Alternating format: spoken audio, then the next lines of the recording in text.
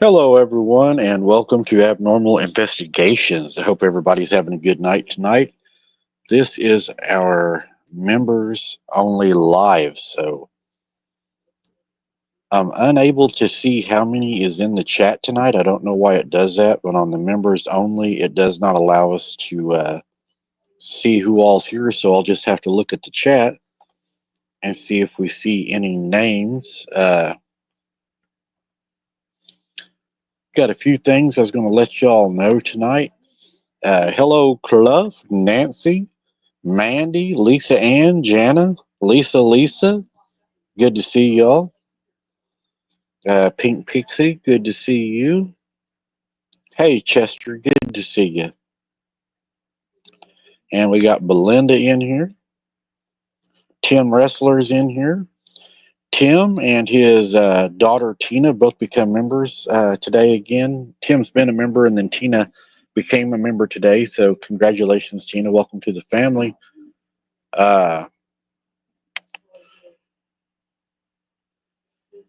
Tomorrow, if anyone is interested, we will be live on the Wide Open Adventures channel. We're going to do a live. We're looking for some pecans out in the wild. It'll be a live show. So if any of y'all are interested, that will be tomorrow. I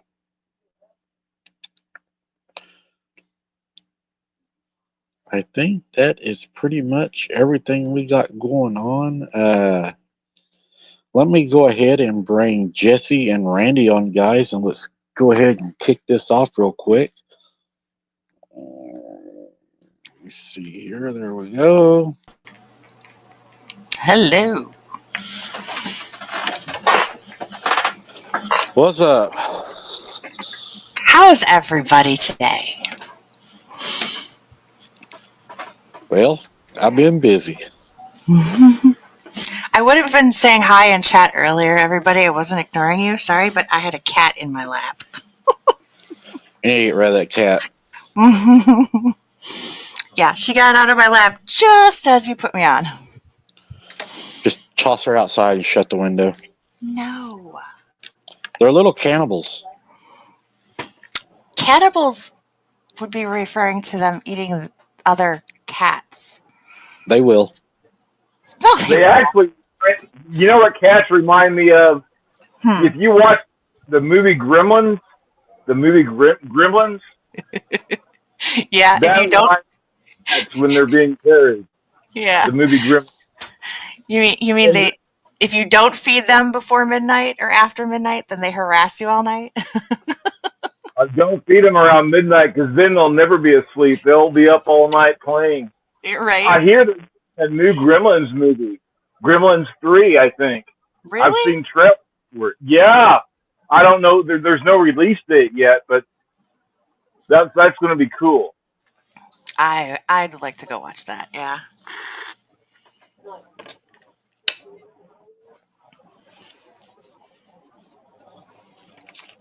All right. So, man, I got so many emails today. A lot of people were upset over last night. Let me tell you, there was some angry people over last night. Let's just say I got a whole lot of people offering to be my security for free. There was a lot of people angry last night. Yeah. Not too happy about what went on last night. Then we had the little possum in the woods. I'm not sure the possum was doing so good, though. Tim, thank you for that. We appreciate that. God bless you. I don't think he was too well. Possums can be weird. I came home one night and there was a possum crossing the top of my fence, and I saved it, and it sat there for like another 3.5 hours. It didn't not move. Yeah, I don't know about possums. And people that like possums, I'm not sure. I think that's something that would have to be looked into. There's something wrong there. Possum is pretty good as long as it's not roadkill. Oh, and that was Tina that donated, guys. I'm so used to seeing the wrestler name thinking it's Tim. My bad, Tina. I'm sorry. I should have known. I'm half blind, though. So whenever I look, I can hardly see. I'll let y'all know how that possum tastes tomorrow. Not really. I left him where he was at. Oh, so before we get into the story I'm going to share, I thought we'd talk a little bit about last night since I had so many emails over it. A lot of people were pretty upset, and because of the violence that's been incited against me, and it's making the boots on the ground even more scarier because they're getting people to act on their lies, and that is so annoying. It just Annoying is being nice about it. I think they done something maybe to the possum too. Tim had mentioned that earlier. I wouldn't doubt it. Maybe they had done something to it, injured it, poisoned it, or something. But yeah, I mean, it was it was no doubt humans that had done that. I mean, Bigfoot didn't go down there and nail a bunch of trail markers to a tree, right? So, and it was how many different places they had done it at. They done it at all the places I go to. So we know because they're doing it at the places I go to, it is somebody local that knows the area and knows where I go. So it's going to be somebody that's local because there's nobody else would know where I'm at or where I go. So it would have to be somebody local.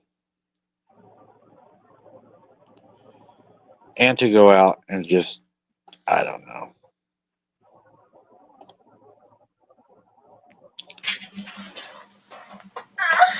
Doesn't make a lot of sense to me.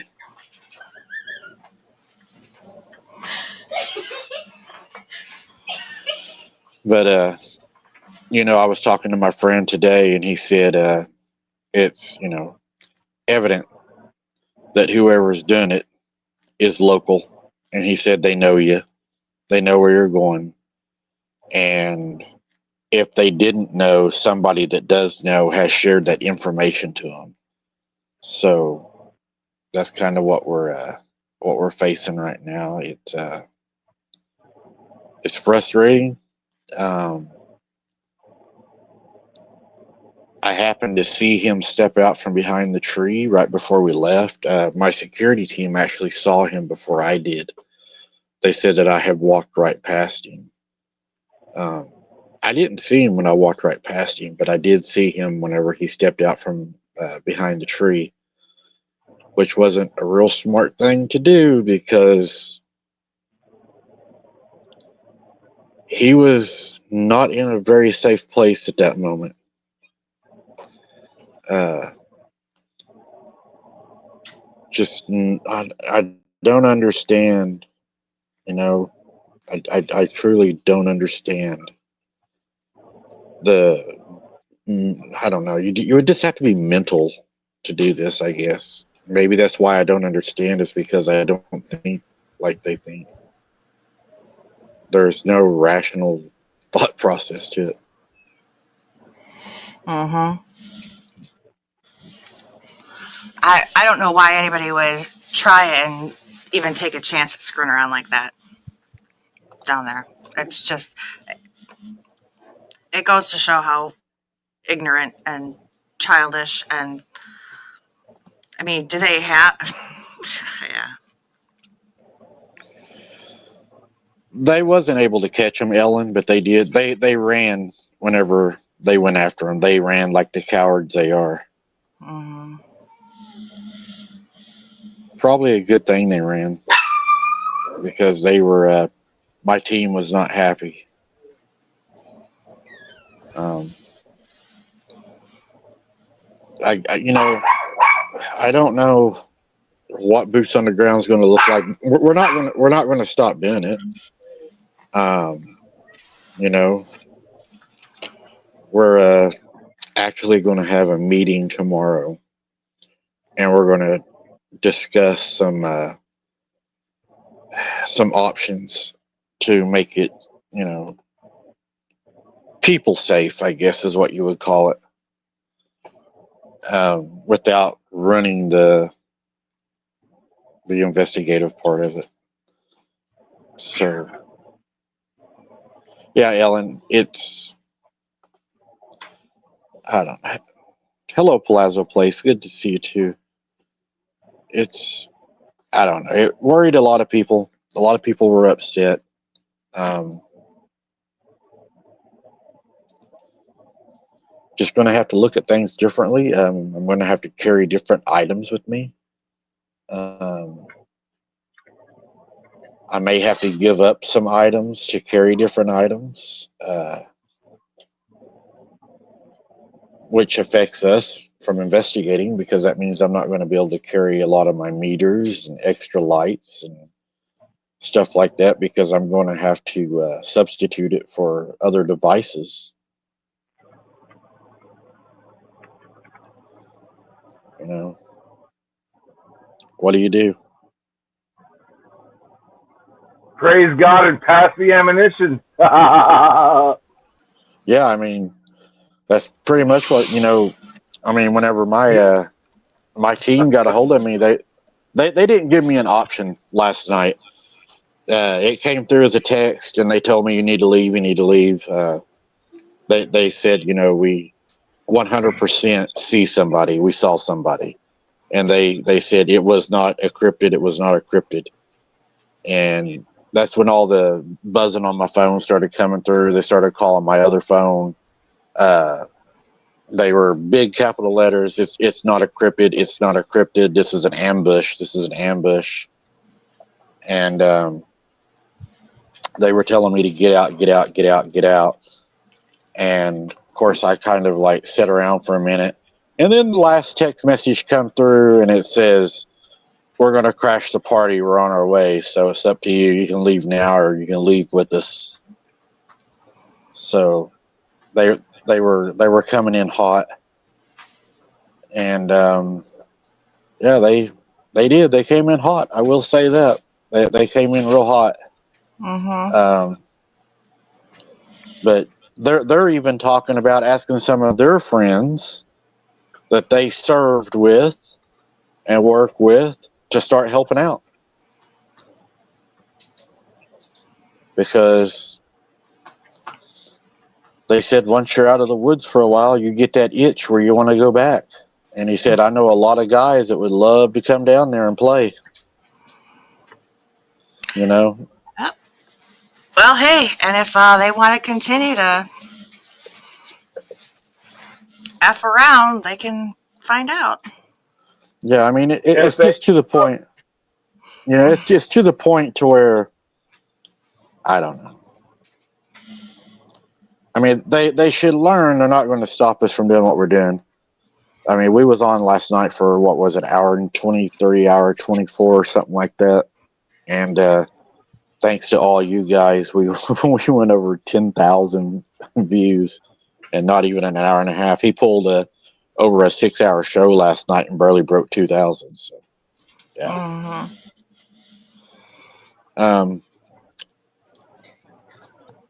I don't know, guys. I might go down there and pull those things out and sell them for $10 each. I don't know if anybody's interested in a.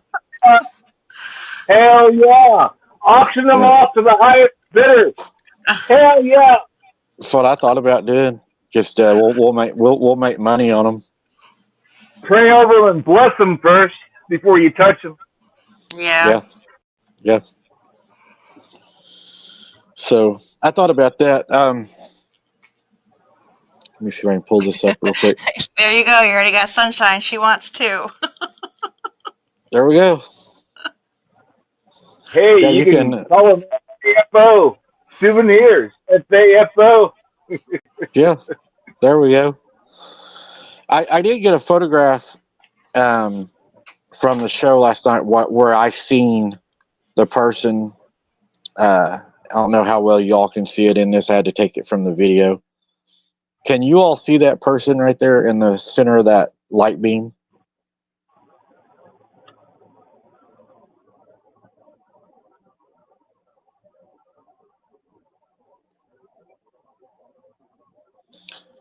That's where I saw the person step out from behind that tree, was at that moment right there.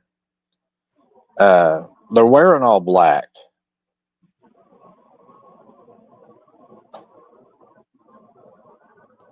AI Nanny Pam, absolutely.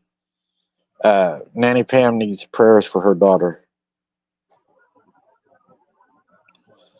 But can you see that person, Randy? Is that clear to you guys? I can see him moving because I was there. I can see somebody like they're wearing a black outfit. You can see a figure in black. Yeah, they were dressed in. Yeah, they were dressed in all black.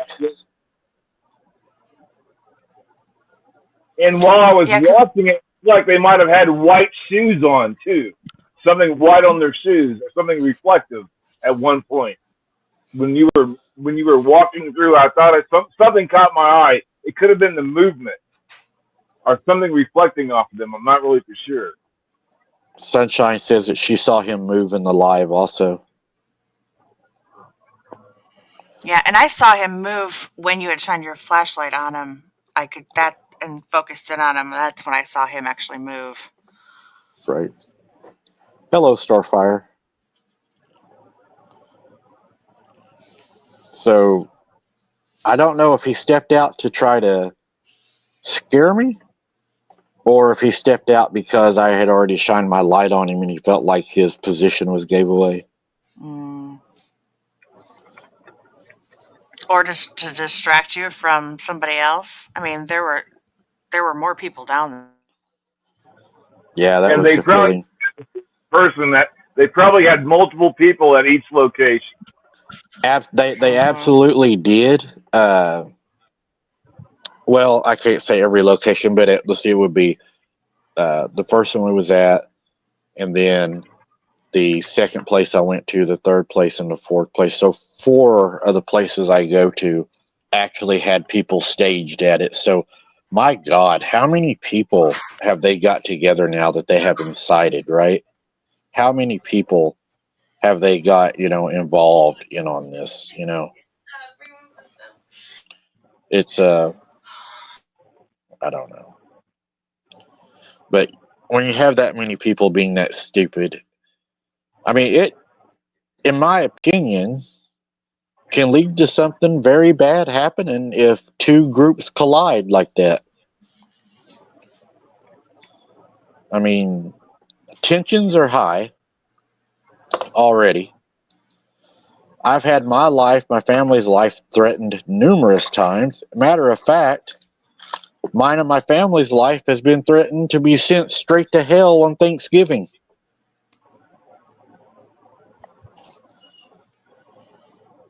Yep.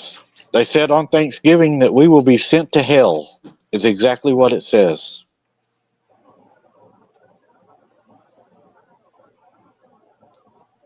So, I mean, I don't know. So, I wanted to show y'all something just to show you. Let me get into this right here.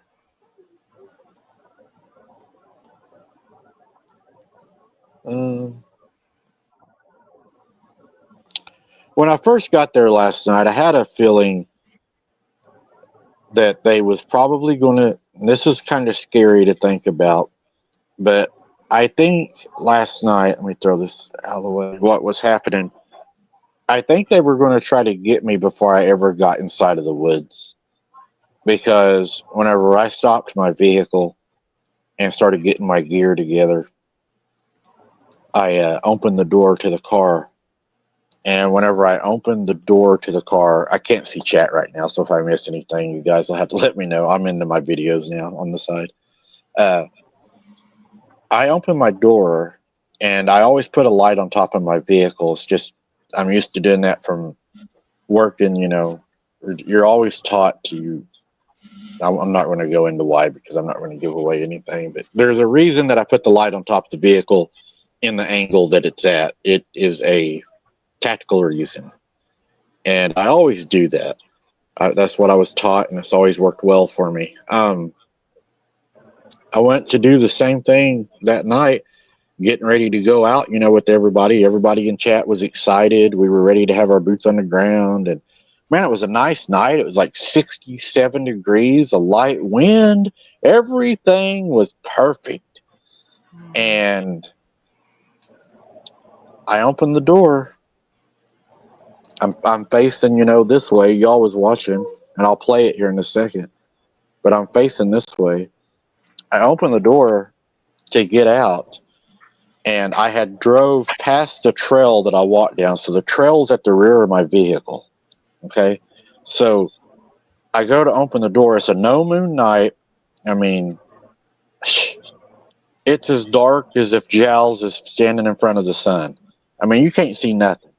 So I go to step out, and whenever I step out, one leg, I don't even get all the way out, one leg out, doors open, I hear somebody running up the road at my driver's side door from behind me. And you'll be able to see, check this out right here. You can tell it bothered me. And I immediately slammed my door. You'll hear me slam my door. I shut the door back. It helps my hierarchy that we got out there.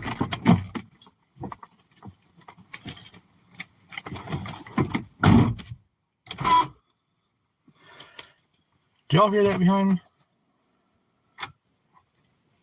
Sound like something's running up the road. Whew. Wow. Did y'all hear that?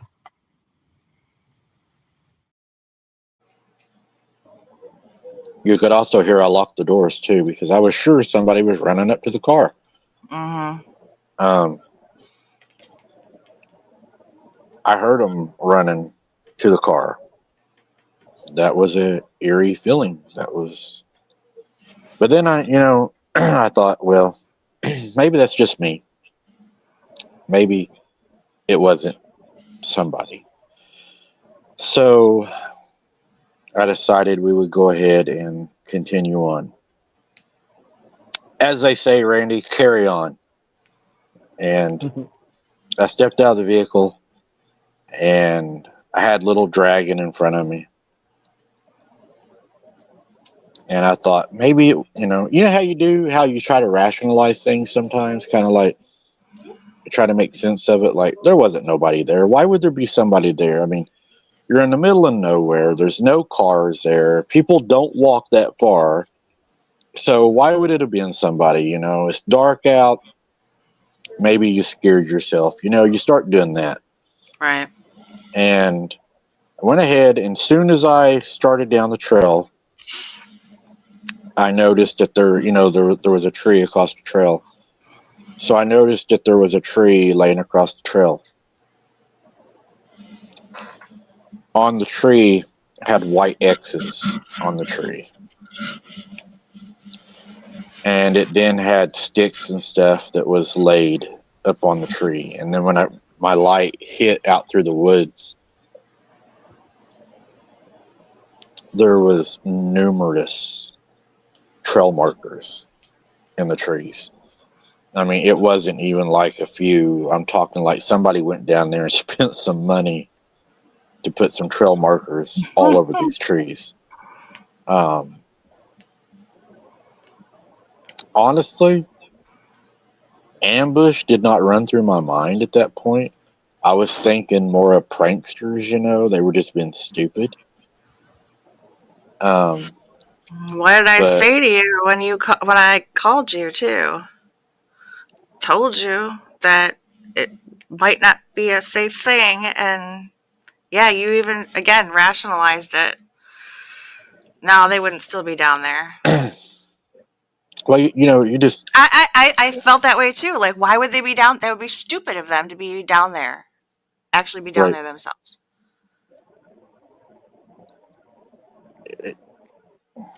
So I went in, and this is what I started seeing whenever I went in.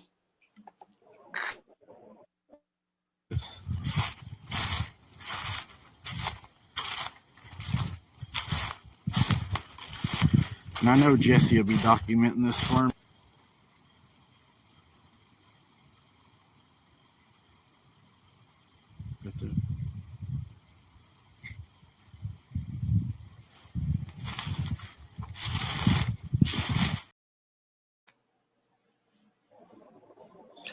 And that wasn't even half of really what was in there. So I was like, my God, these people are really crazy, you know? And then, language alert right here. This is a language alert. I got a little bit excited, got a little bit of an adrenaline dump. Haven't had that in a long time. Let's just say that I thought somebody was going to try to hurt me at this point, and I was going to have to defend myself. And I did not want to do that. That's the last thing I want to do is run into somebody down there that's trying to hurt you, and you have to defend yourself. That's not what you want to do. That's not why we're there. We're not there to deal with people or idiots. We're there to document, to investigate, and not have to deal with people trying to hurt you because, in my opinion, they have been incited to do so. Mm-hmm. And you don't want to have to do that. You never want to have to do that. But I thought last night when I seen him, I didn't know what he was going to do. I didn't know if he was going to come at me, cause me to have to defend myself. You know, you don't know. I mean, it's that moment of fight or flight. What's he going to do?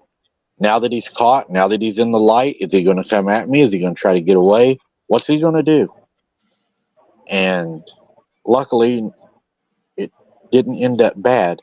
But you can hear that I got pretty. I was ready to, yeah. And Very, very important. And they just kind of stood the hair up on my neck. They told me that I need to leave this location. Okay?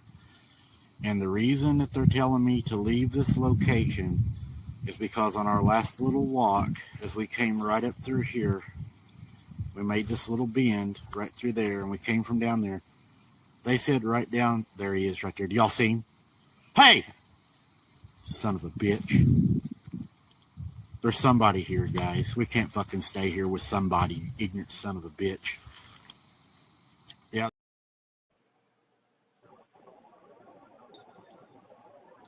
so, yeah, I thought at that point,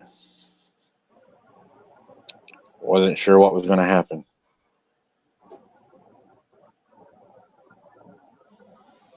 And I may not have never knew he was there and walked right down to him if my security team wouldn't have seen him. Because they told me, they're like, you need to check your 6 o'clock down that trail. We saw somebody. And that was why I stopped. And I was like, hey, when we done this loop right here, they said they saw somebody right here. And then whenever I lit it up, there he was. So I'm glad they saw it. You know, I didn't see it. They caught it. And there's a red Ford pickup truck, 80s model flatbed, that was driving by my house 30 minutes prior to me leaving. I was actually told Jesse about it before I left the house. They drove by real slow. It was a Hispanic man. There was other men in the truck. They yelled at me, "We know where you effing live now." And he had his hand out the window beating on his door really loud. He had his headlights out, and he drove past the house. His truck was kind of loud. He turned around, he drove back by the house and started revving his truck up really, really loud, and was just like kind of like sitting in front of the house. I came inside, got my camera and stuff, was going to try to get a photograph, but he hurried up and took off when I went in the house. So a lot of things were happening you all didn't know about behind the scenes that had already happened, playing into the boots on the ground. There was already somebody. I could see 2 other heads in the truck. There was at least 3 people in that truck. So if you sit back and you try to figure things out, my team that came down last night, I did not go all the way down to the 4th location that I was going to go to. My team did. They beat me there. And they said when they went down there was people in the woods with spotlights. And they had put trail markers up all over. I'm not going to tell the area because I'm not going to get myself caught up by these people, but they had already set this other area up also. So that was 4 areas with people, and then somebody in a truck, 3 people. How many was down there? And where are these people coming from to want to go do that? You know? How many people are they inciting? What are they saying about me? Who are they talking to, you know?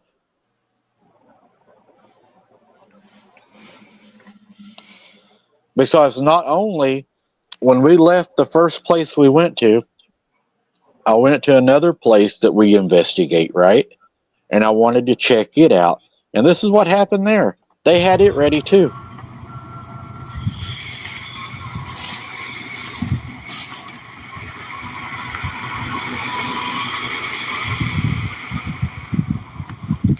They were here, guys. They were here. See the lights?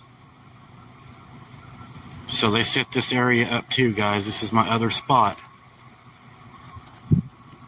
Look here.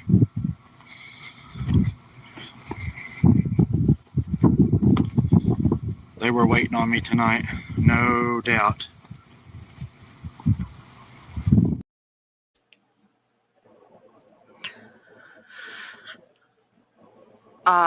Henry wants to know if there could possibly be a GPS on your vehicle, and no, I doubt that there would be a GPS on his vehicle. But there's not one on the vehicle.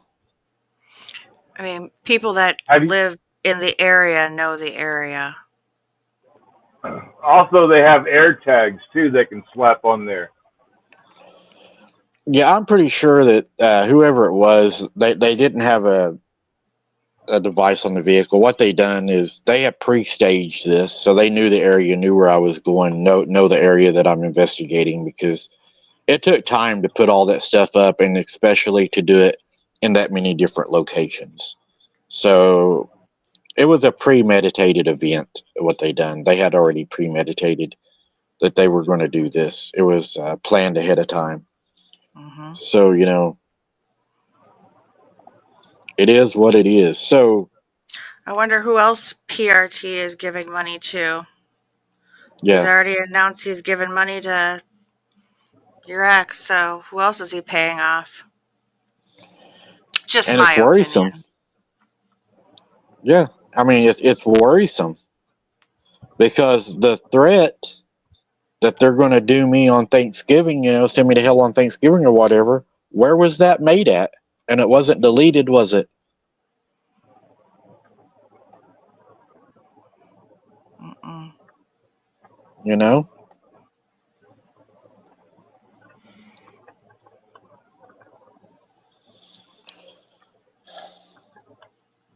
I don't know. It's a sad deal. So, moving on over to the other story.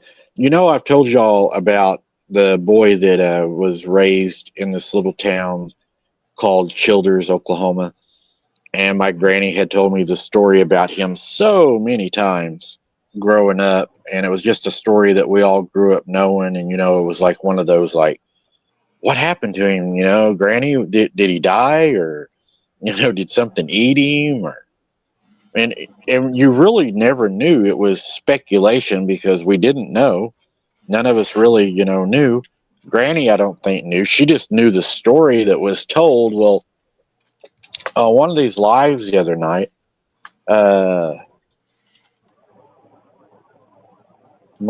what could they do if you're filming live? Well, Therese, I think what they would do is, well, I don't want to give them any ideas. I just think that it could be a real bad thing. Let's It may. Hey, Mike, Uh-huh. let's not discuss fears tonight, okay? Yeah, it's. Just keep that to yourself. My Yeah, opinion.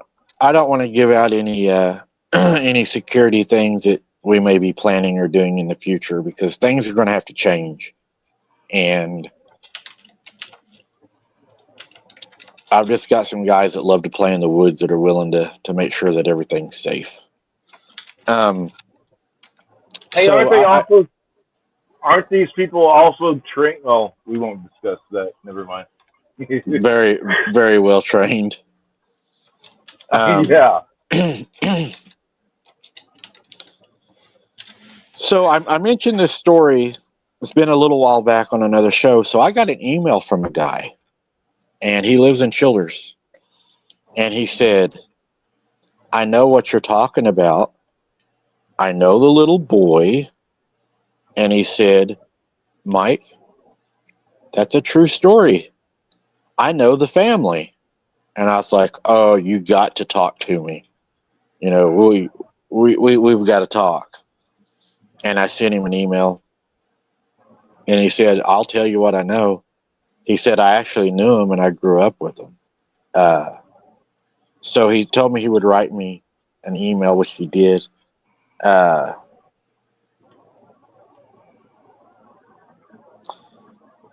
he said,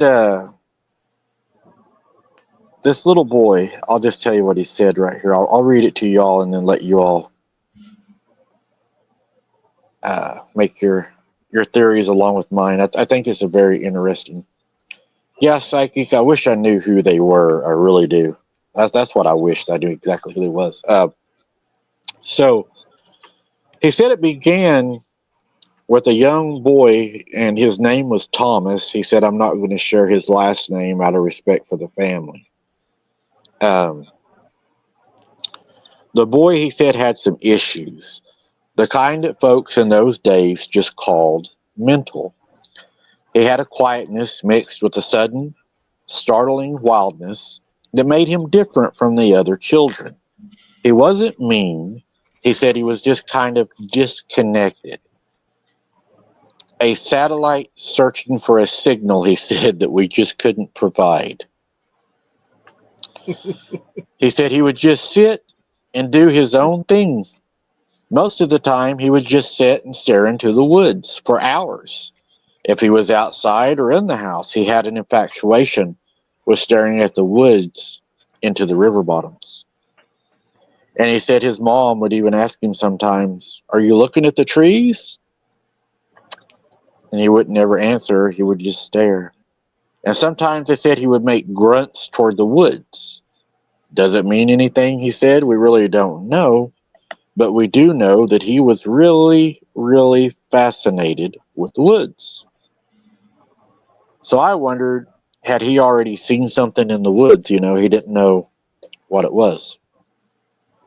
Uh, his mother, uh, Eleanor, was a quiet woman, he said, with a kind, wary eyes. She worked hard. She kept the house clean, like back in the old days, he said, like they did in their homes. The father worked out of the house. And she would worry herself half sick over Thomas. He did not like school, and he was homeschooled most of the time because he didn't get along with the other children at school, and the other children made fun of him. He did not like to be indoors at all. He felt cramped by the walls, and he was silent most of the time, except for when he would get excited about the woods. He loved the woods. His escape was the thick woods that bordered their property that ran down, and you'll never guess this, to the Verdigris River. His escape was the thick woods where he would spend most of his time, and that became his world. He would play there all the time. And Ella, she went by Ella, would watch him, he said, out the kitchen window while she was washing her hands, doing dishes, or cooking dinner. So he would play down in the woods just behind their house, he said. At first, they said he would be gone for an hour or two, then an entire afternoon. Soon, he was staying out until dusk, and then later and later. Ella would call his name, and I could hear her sometimes at our house as she would yell for Thomas to come home to eat. You could hear her voice echo down the river. Thomas, time to come and eat. And he said it was just, she had a large, loud voice. But the boy sometimes would be later and later and later at coming home. One day, whenever Thomas returned home, there was something a little bit different about him. He was dirtier than normal. He was starving to death, and he stunk like dead roadkill. He had never been like that before. As the seasons started to change, he would leave longer and longer and longer. It went from staying out in the dark to actually he would be gone overnight sometimes, and then sometimes 2 nights in a row. Now you have to remember that these days are not like the days now. This was in the 50s.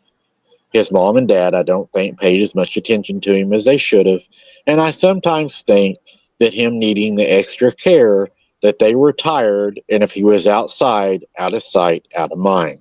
Not saying anything ill about the family, but back then there was not, he said, as many resources to reach out to understand these disabilities or how to deal with it. So a lot of dealing with it was allowing them to go outside and to just do their thing. The neighbors would try to help look for him at times whenever he wouldn't show up, and there would be a look for him, and they would usually end up finding him sitting in the woods, staring at the sky, he said, or just sitting on an old log, just staring off into the woods. But there was an old man named Mr. Kerr. Mr. Kerr was probably in his 90s. He was a tobacco chewer. And he would always spit tobacco and tell Ella, he would say, your son is not your son anymore. He belongs to them now. And that's all he would ever say. We always thought he meant the critters of the woods. But now I believe that Mr. Kerr knew more than any of us did at the time. Because he would always say, he belongs to them now. Then my grandma would always say, when we would talk about it at our house, because Thomas was the talk of a lot of homes. And grandma would always say, I think he's met someone in those woods, my grandma would say. And one day I remember standing in the kitchen stirring a pot of her famous stew. Her eyes were fixed on the woods also, and she would always say, I think you found a friend. So one day I asked grandma, I said, who do you think his friend is? Because no one would ever say. They would always say him, them, that, they. But no one would ever put what they were talking about with the name. So I asked my grandma, what do you mean he's found another friend? Is there somebody living in the friends or in the field? Is it a hobo? We used to talk a lot about hobos back in those days because hobos were the scary people that rode the trains that all the scary stories came from in our small town. And she looked at me one day while we was in the kitchen and she said, it's not a hobo. It's not somebody. He has made friends with the hairy man. And she looked me dead in the eyes and she said, the stories are real. You know that, right? These are not folklore. The hairy man is real. And he said, Grandma always stood by that. So a lot of people, and I don't know this yet, and I don't want to, speak out of turn until I do know, but sometimes I wonder, was Thomas's family maybe a little slow, Did they not know what was going on, or did they know and did they not care that their son was hanging out with the hairy man? Because I was wondering, would a quote unquote normal person allow their child at 11, this is 11 years old, at 11 years old, to be staying in the woods alone, and especially overnight and for 2 nights at a time? That to me does not sound rational. It doesn't sound like a rational person making rational decisions. I mean, what do you all think? That was kind of how I started. I started asking questions about that. I mean, again, like you say, yeah, you said there were different times. I can't imagine. It's hard to fathom nowadays letting your kid just, especially at 11 years old, just wander off and not show up for 2 days and not question it or change some things around. And he's coming back stinking really bad, and dirty, and so. But yet they would send out people looking for him. Yeah, they So would go find him. It wasn't uncommon to have to go find him. yeah, they cared enough to go look for him. I don't know. It would be, you'd have to be from that time period to understand Yeah, that situation. Because we're not going to understand it because we're not from that time period. right. I mean, it's no different than me telling my daughter now that yeah, we used to play out until the street lights came up and or turned on, and we would be playing in the middle of the road and didn't even have to worry about it because we lived on a quiet street and didn't have to worry about cars screaming down the road. And when I was a kid, we didn't wear a watch. When it was dark, you Yeah. went home. Yeah. Oh yeah, Street lights yeah. start coming on or the sun went down. Yeah. I mean, I would remember pedaling my bike as fast as I could because it's like, oh, the sun is down. My mom's going to whoop my butt. And back then, I think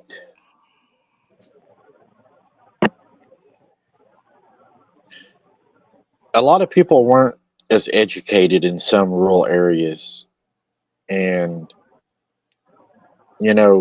they wouldn't know how to deal with maybe a child that was maybe autistic that would have outbreaks, or outbursts, Mm-hmm. and maybe they felt like that was what calmed him, that's what he enjoyed, and maybe they thought that he needed that. You never know. Like what Randy said, you just don't know what they were going through. And they said it was a normal thing though. The neighbors around, they would always get together and go find him, like, it's time to go find Thomas. Thomas didn't come home. So, and they never worried that they wouldn't find him. And I would be scared to death living on that river because I mean, that river is 70 foot deep and deeper in places. And, there's big bluffs. But I guess, I don't know. They were okay with that. So he wrote me and he said the mother would talk about Thomas a little bit, but she would kind of hide him from the public. like maybe a little embarrassed.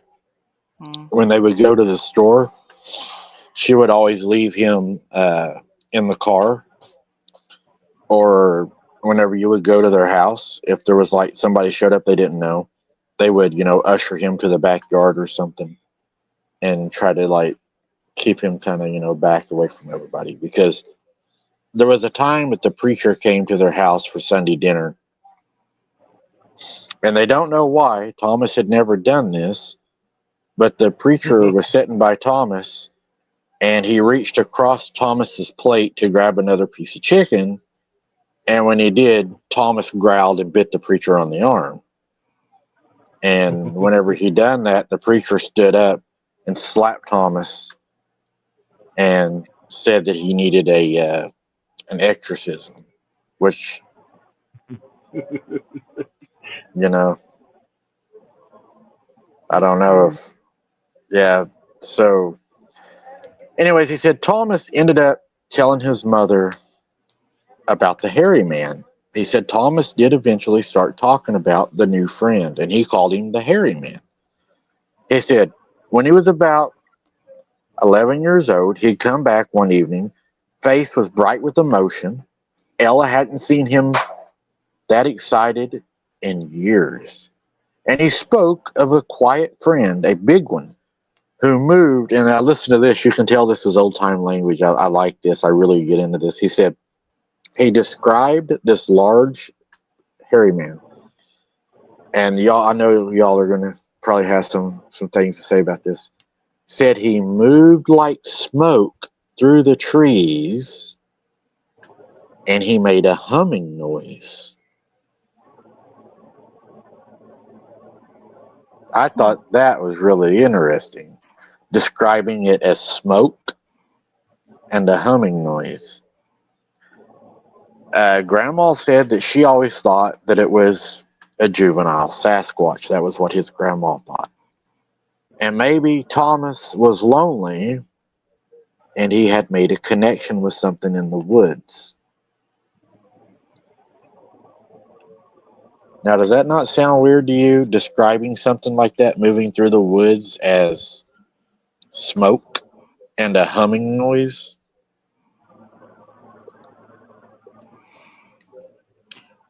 It sounds like, yeah, I mean, Sounds supernatural or paranormal or both. mhm. Humming noise is interesting.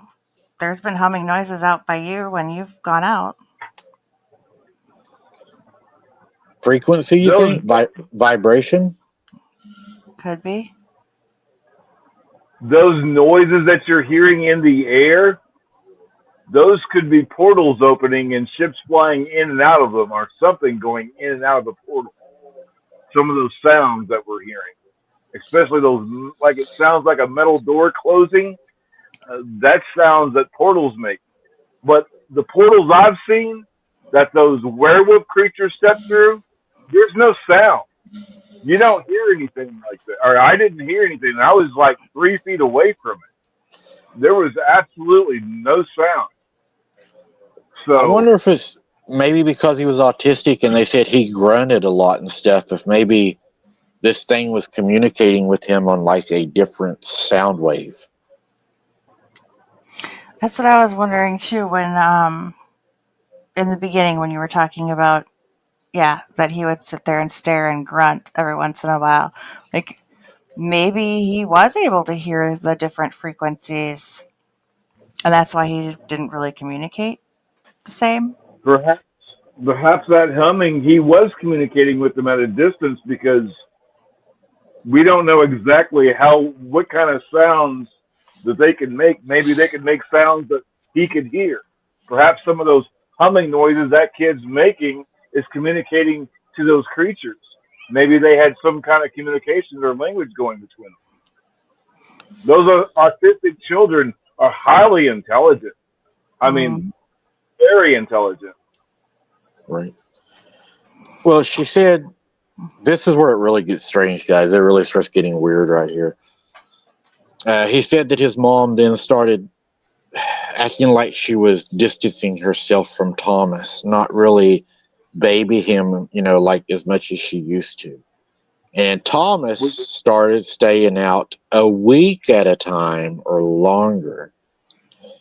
And whenever he would show up, his clothes were ragged, ripped to shreds a lot of times.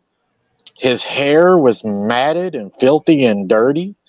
His eyes were a more like curious eyes. They were huge, big, wide open eyes. He said it's like somebody that was excited or scared all the time.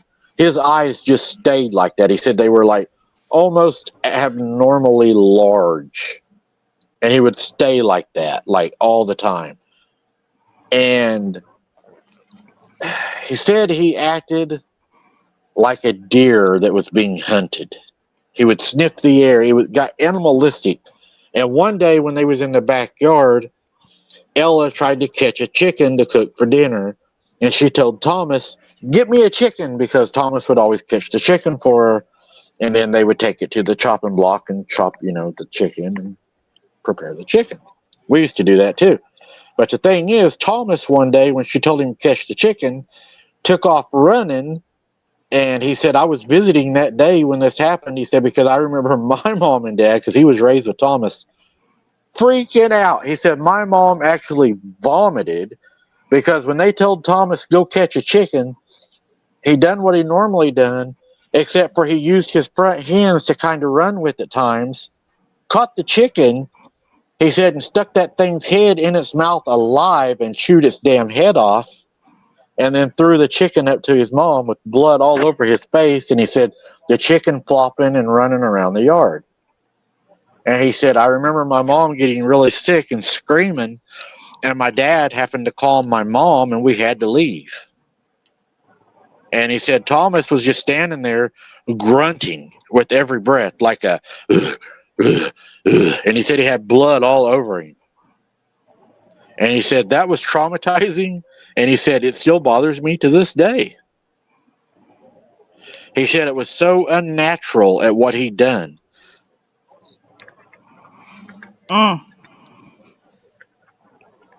little Ozzy in the making.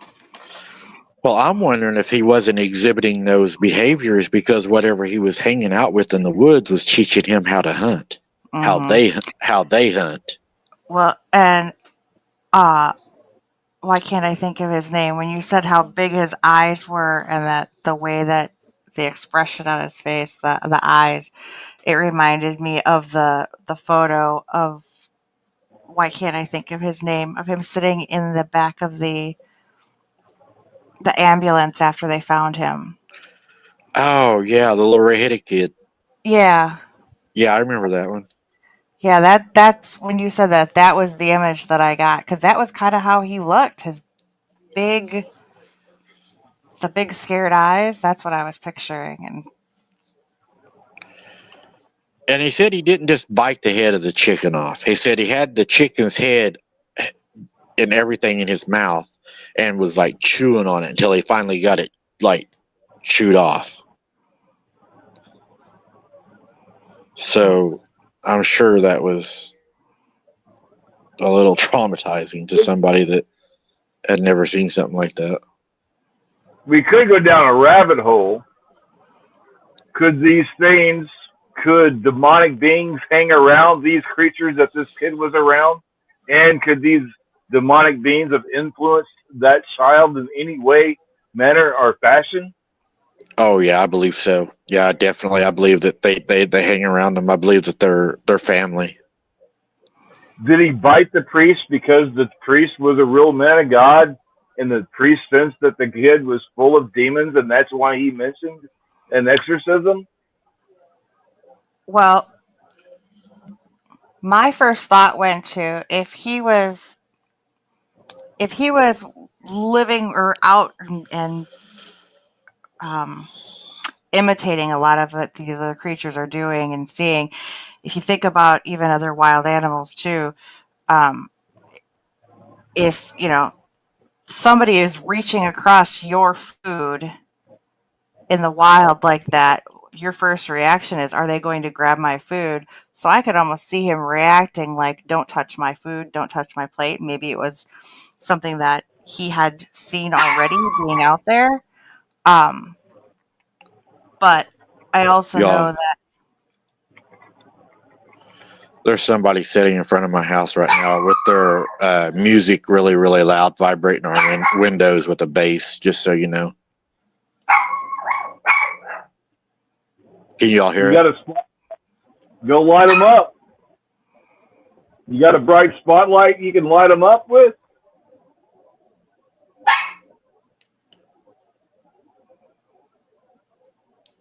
The darkness does not like being in the light, especially at night.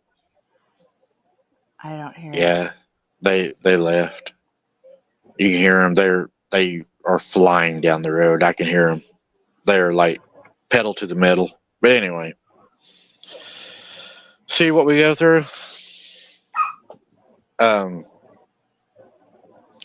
So yeah, I mean, and then you have to also wonder what kind of conversations did they have with the preacher that we don't know about. You know. Well, but the other thing I was going to say is, and I don't want anybody to come at me about it, but I know, like, growing up, my dad, he would talk about how, he grew up in a Catholic church or Catholic school, and he would get smacked with the ruler all the time because he wasn't exactly a good kid in school. But that's what they taught, spare the child. So, and a lot of the things when it came to, I mean, even older generations coming over from Europe, and a lot of the times too, the religious aspect of it was children misbehaved because they were possessed, especially because they didn't understand mental illnesses. It went directly to a possession thing as a child. Right. So Well, it sounds like Ella kind of gave up on him because he says Ella then started telling everybody, all the neighbors and everybody around town, I can't control Thomas anymore. I can't make him stay in my house. He's not happy here. He's not comfortable here. He's free to go and do as he wants, pretty much, And he said he was out in the yard and he would like take sticks and stuff, and he was like weaving the trees in and out of each other and making like designs out of the trees. And he said he just really got weird.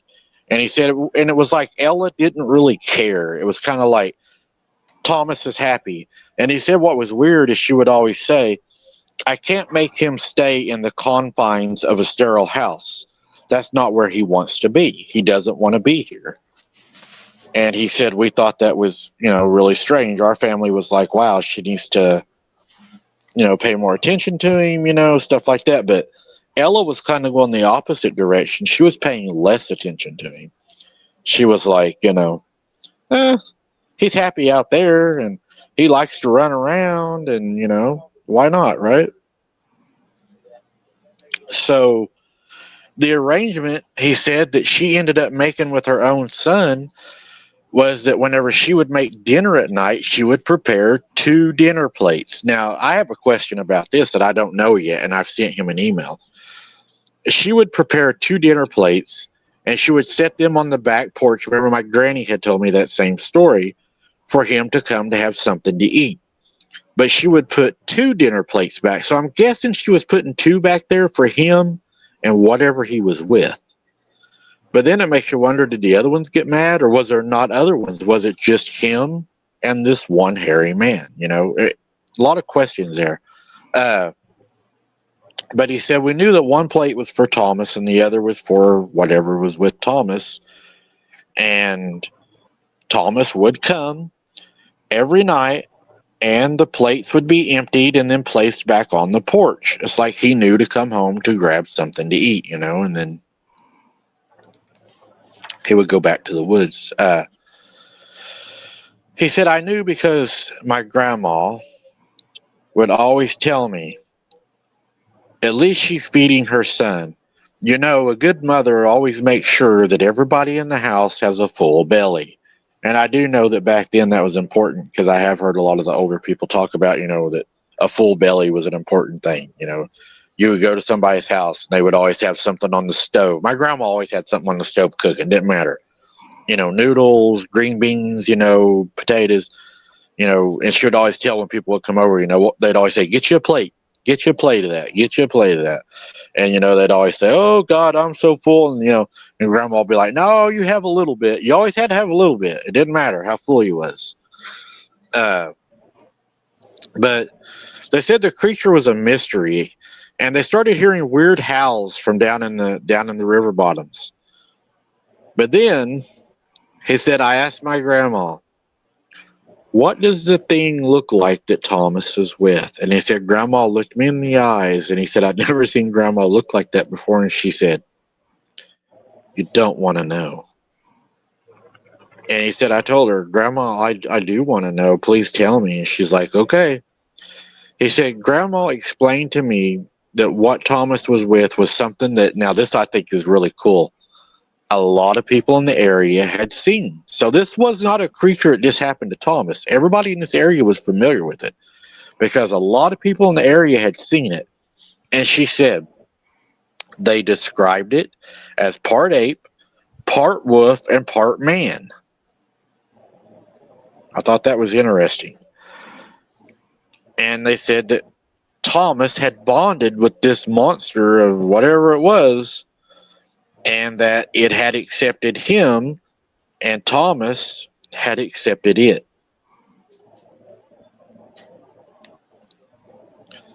Now, this went on for several years, and the local community just assumed Thomas had just simply run away because Thomas stopped coming home to eat his dinner plate one night and never returned. He stopped coming back to get the dinner plate. He said, we always wondered, did Thomas die?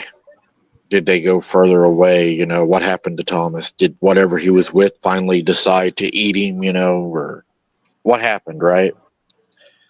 So he said, we wondered and worried about that for years. And then as time went on, he said, as I grew, and remember this guy I'm talking to now is 72 years old. He said, I knew that Thomas wasn't dead because I have seen him several times now along the Verdigris River. He has super long hair. He is a very hairy man now. He acts like an animal. He has stole people's fish from their trot lines at night and from their fishing lines. He has stolen food off of picnic tables and stuff in the area. And he said, I can tell you where to go if you would like to try to catch him on video. He said, I'm not going to tell you if you're going to hurt him. He doesn't want him hurt. But he said, I'm not going to tell you that he won't hurt you, because he said, I think he would if you cornered him. He said he's very wild and he's very much alive today. And he said he's seen him about 3 weeks ago in this area that he has now given me the location to. So That's amazing. that's what I know. That's what was shared with me. And I do Hey, have the location. If you want to do a different boots on the ground, here you go, man. That yeah. They have seen him drinking from the river. I don't know if you want to chase down this feral person. He might actually eat you if he's hungry. Yeah, and he has to, he has to be a little bit different because I know I couldn't drink from these rivers and be okay. Mm-hmm. If he's able to do that, then he's adapted, or I don't know. Lucky, I don't know. Or maybe there's more to him than what we know. Yeah. Is this Wow. makes you wonder? Belinda, they said he stopped coming back and getting his plate, that he got to where he didn't even care to come back and get a plate. That he just one day just never returned that night and then never came back. So,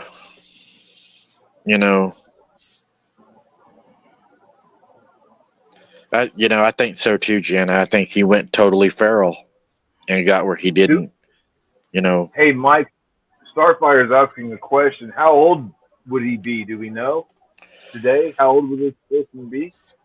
well, I know that the gentleman that wrote me the letter is 72. And he said that he was a kid at the time. I don't know the age of him, but he grew up around Thomas. So I would say 50s, you think? Wow. Maybe? Wow. A normal human wouldn't survive drinking the toxic water or eating uncooked food. The parasites would kill you over time. So I wonder how he would survive this long. Is it because he is stealing people's fish and their food and stuff out of picnic areas, or You'd is have to he? take DNA. You'd need to do lab work on them. Well, Yeah, Blood work, well, DNA testing, a full medical workup to find out if one this guy that makes him able to adapt to these kinds of pollutants in his body and thrive on it. That's going to be the only way you'd be able to tell anything. Because anything other than that, you're just speculation. But the guy survived for 50 plus years out there in the wild, eating raw food and meat and fish. That would kill. Have you seen some of the parasites in the fish these days? right. Have any of y'all caught it fish and they've been loaded with parasites? And it seems the last time I went fishing, you couldn't. I mean, we didn't keep the fish because they were all loaded with parasites. I'm not going to eat mm-hmm, that. mm-hmm. Yeah, that's what I was thinking, Lisa too. He had to have been a little bit older than that. Yeah. I mean, at least around the same age as the guy that wrote in the story, right? Wouldn't you think, Mike? Unless the guy that wrote the story, was a 16 or 18-year-old, and Thomas was this little 11-year-old running around. That's true. I don't know, For because a he long always, time, because living wild and they with talked no about medical. how wild he was. He was wild. I mean, he chewed a chicken's head off. I mean, That doesn't sound wild to me, Mike. That just doesn't sound normal to me. Now, my great grandmother, she had this cool way to dispatch a chicken when it was dinner time. One would be walking by and she would grab it by the head and she'd twirl it and knock, and just flip the head off just like that, She didn't need a knife. That's what Grandpa would do too. Just wring their neck, Mm-hmm. and then we would chase it and try to catch it. That was part of the game, but we never chewed the head off of one. You ought to try that on your next wide open adventure. Have a chicken head chewing contest, Mike. I'd have Cleghorn after me then.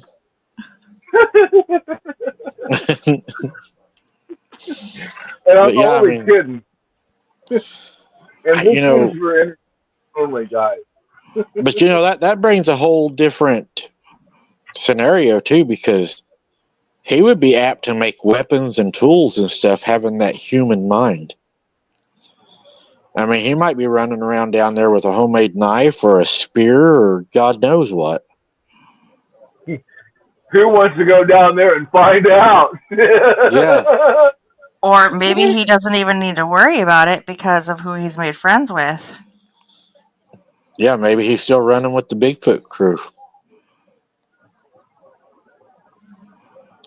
Well, yeah. Has anybody seen him, and is he alone on the? Has he been observed by others, and has he always been observed alone? I wonder, or does he still hang out with each other? He said always alone when people see him, and he's usually drinking from the river or he's digging in trash cans.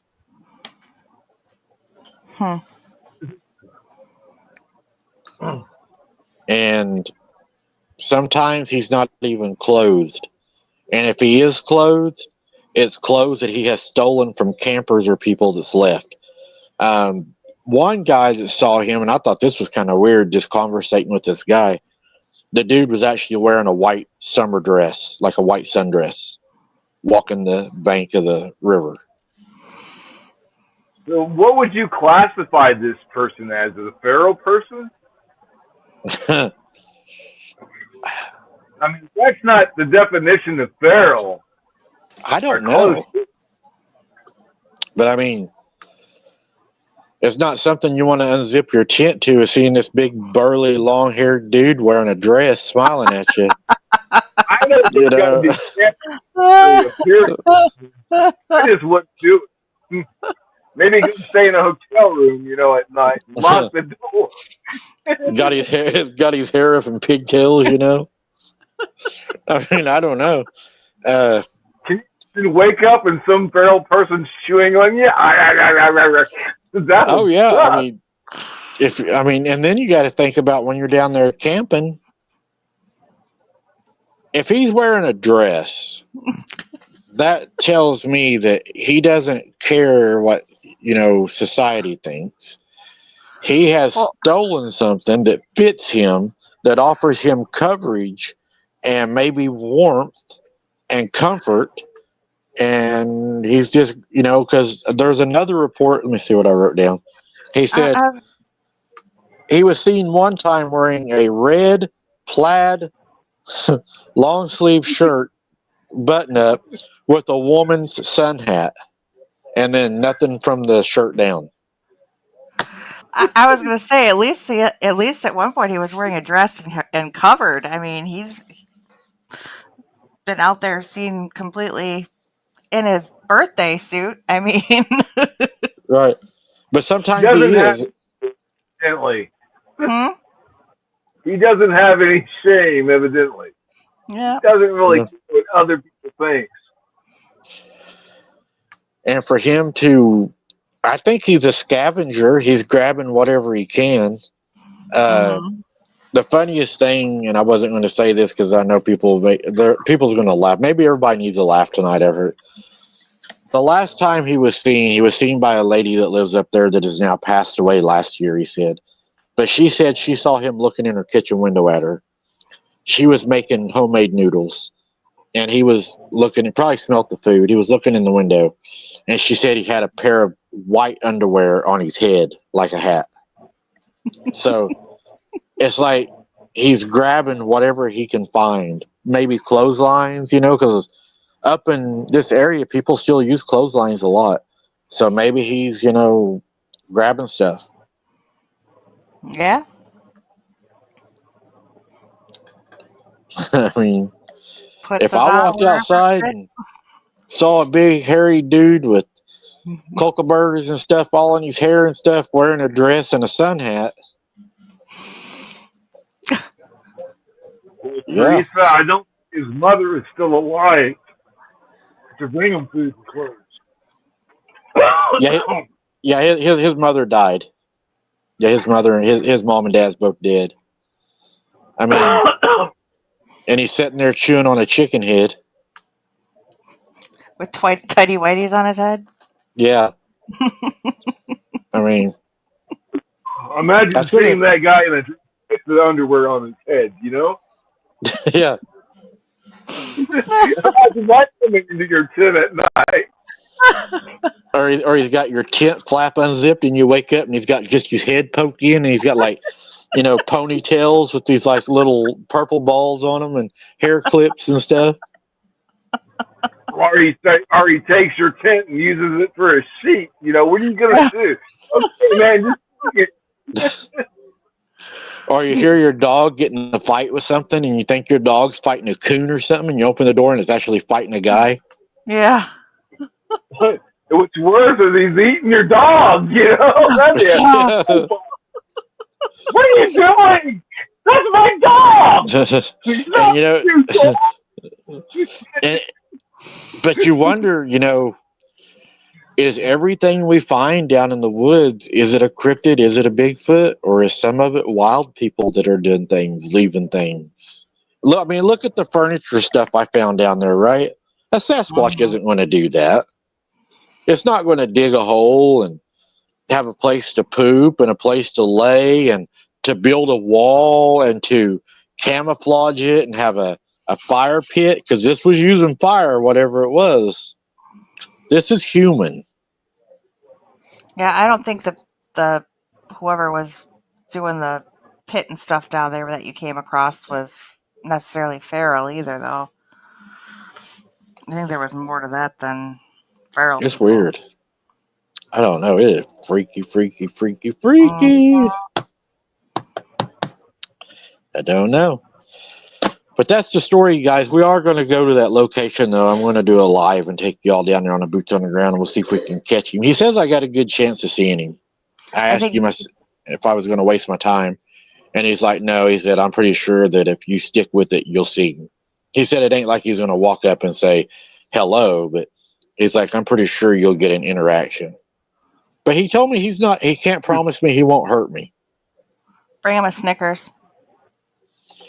Well, I As don't know long if as he don't walk up to it and start trying to eat you on the live show, that would be even horrible. Ooh. yeah. I mean, being eaten alive, those zombie movies, I tell you what, that's just a horrible way to go. Especially, Oh, yeah. I love The Walking Dead. That's one of my favorite TV shows. But being eaten alive, especially by humans, that would be horrible. That'd be a horrible way to go. And I don't know if gifting him would be good, because he may want to come home, and get some more food. You don't want him following you home, Mike. You got enough problems as it is. Yeah. You don't need this guy hanging out in your house. And if he is hanging out with the Bigfoot, then that would be bad too if you gift him, because then they might want something. Yeah. You feed one, you might have to feed them all, and you might not have enough food. Then you might become dinner. Yeah, I think that would be bad, gifting him. But he says I got a good chance of seeing him, so we may go down there and try to see if we could get an interaction with him, at least an interaction. That'd be pretty cool to know that he interacted with us. Yeah. Hey, Mike, take him with you. Don't go alone on that one, please. I mean, my God, the guy already beat a priest. I mean, and who knows if the priest was alone with him, what would have happened? We don't know. Right. Yeah. But that's the story, guys, and I'll let y'all know when we decide to do that boots on the ground, and we will see if we can find him at this location. But tomorrow, guys, we got a live on Wide Open Adventures. If y'all want to come over, the thumbnail's already out. If you want to go in and hit notify you, we're going to go down to the woods. We're going to get away from here, out of here, and go down to the woods and look at the trees and see if the pecans are coming on, how they're going to look this year. Maybe we can find enough pecans that Mom can make a pecan pie. I don't know. But we're going to get out and just kind of get out in nature tomorrow and see what we can find and walk the river and see what all's going on. That's pretty much all I got, Jess, if you want to say anything. And thank you, members, for being here and supporting us for sure. No, just everybody take care. God bless. Stay warm. Supposed to be getting a cold snap. Are you supposed to getting cold too by you? I know it's yeah. I think in a few days, but tomorrow's going to be like in the 70s, almost 80, I think. Ugh. And then I think we got rain coming Thursday. Yeah, it's been raining all day here. It's supposed to be Yeah, cold. Thursday's supposed to get cold. Arctic blast hitting, so you be careful up there. It might be really cold where you're at come Thursday night. Yeah. I like the cold. I'm ready for winter. Mm-mm. I'm ready for the cold, too. I had enough of the heat. Me too. Heat about killed me. Ladies and gentlemen, we couldn't have a show without you. Thank you, each and every one of you, for showing up and supporting the Abnormal Investigation Channel. God bless each and every one of you, and God bless your families, and have a beautiful night. All right, guys. I appreciate y'all's support. Thank you so much, Hunter. I love you. I miss you, buddy. I'm never going to give up on you. Don't let anybody ever tell you that. I know you're in a bad spot. and that is my opinion and will always be my opinion. I have the right as a father, as somebody that cares, to voice my opinion, and I do not feel like he's in a good place, and I worry about him where he's at. I am worried about him. It's because of the people that are influencing him, and I know what they are, and that bothers me. But guys, I hope you all have a great night, and I hope to see you tomorrow on the live where we can hang out even more. Thank you for your support. We got a lot more member stuff coming, some boots on the ground member stuff. And like I said, we're going to go hunt Thomas down and see if we can find him. Thank you for watching, guys. God bless. Good night. And always remember, keep your head on a swivel. Don't be something's dinner, because it might just be the neighbor kid in this one. Good night.